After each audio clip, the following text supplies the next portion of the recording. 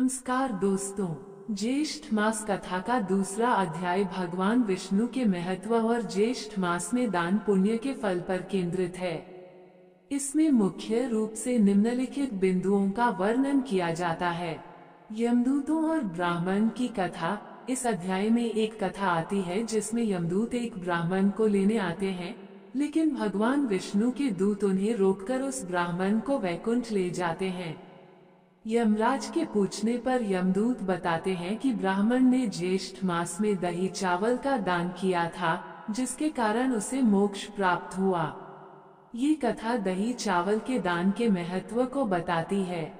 दोस्तों, दही चावल के दान का महात्म्य। भगवान विष्णु सभी देवताओं को ज्येष्ठ मास में दही चावल के दान की महिमा बताते हैं। वे कहते हैं कि इस दान का महात्म्य इतना अधिक है कि स्वयं ब्रह्मा और शिव भी इसका वर्णन नहीं कर सकते। जो भी मनुष्य ज्येष्ठ मास में ब्राह्मणों को दही चावल का दान करता है, उसे किसी भी प्रकार का कष्ट नहीं भोगना पड़ता और उसे मोक्ष की प्राप्ति होती है।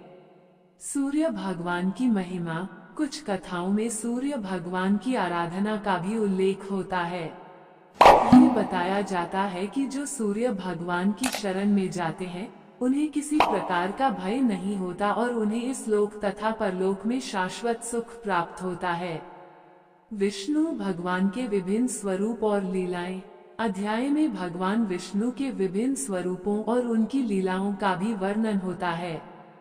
ये बताया जाता है कि वे ही स्वर्ग नरक के सृष्टा हैं और उनकी इच्छा से ही सब कुछ होता है।